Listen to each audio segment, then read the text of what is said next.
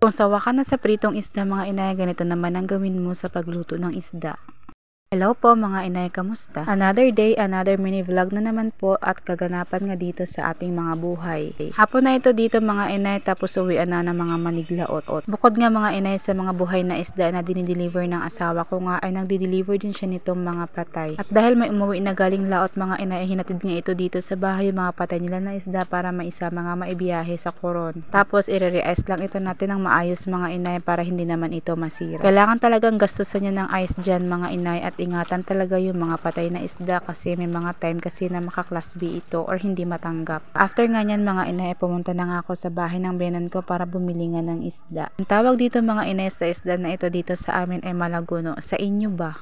Pagkatapos nga mga inay, ito nga nilinisan ko na itong ating isda. Fish steak nga ang gagawin ko dito sa isda na ito mga inay. Tapos kailangan mo na kasi itong i-marinate. At para nga ma-marinate ko ito mga inay na maayos, kailangan ko munang daingin. Kung natikman nyo na nga itong isda na ito mga inay, ito kasing klase na isda na medyo matabang yung laman niya. Prito at paksiw nga lang mga inay yung medyo masarap sa luto na ito. Dahil nga medyo nagsawa na rin naman tayo sa prito at paksiw, kaya ibahin na naman natin yung ating luto. Nung nabi ako na nga mga inay yung isda sa gitna, tinanggalan ko na nga ito ng mga laman loob. Tapos nakita ko nga dyan mga inay yung tabaan ng isda nga nakadikit nga sa laman loob.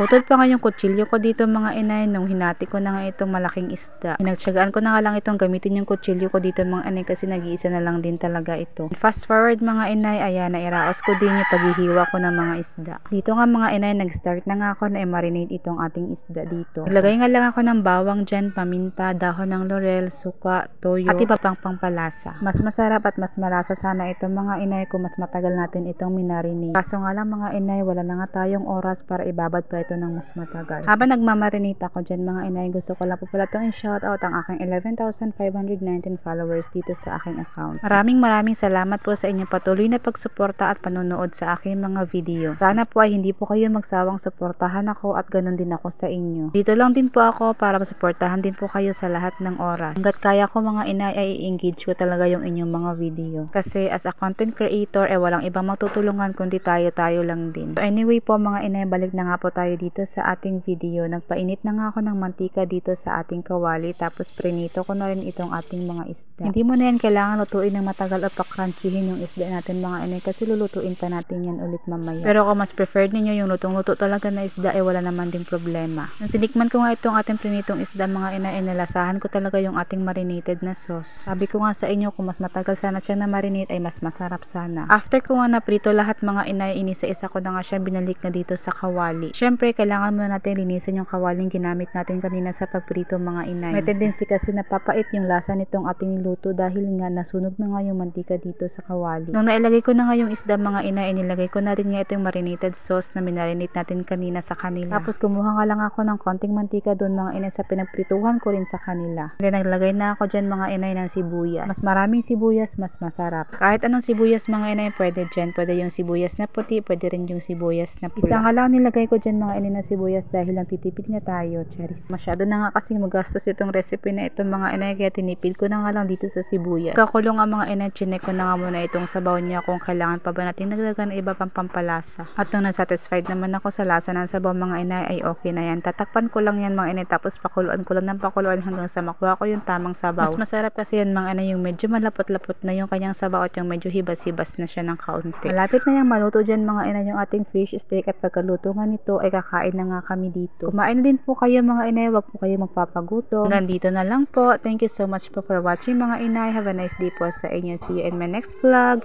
Bye!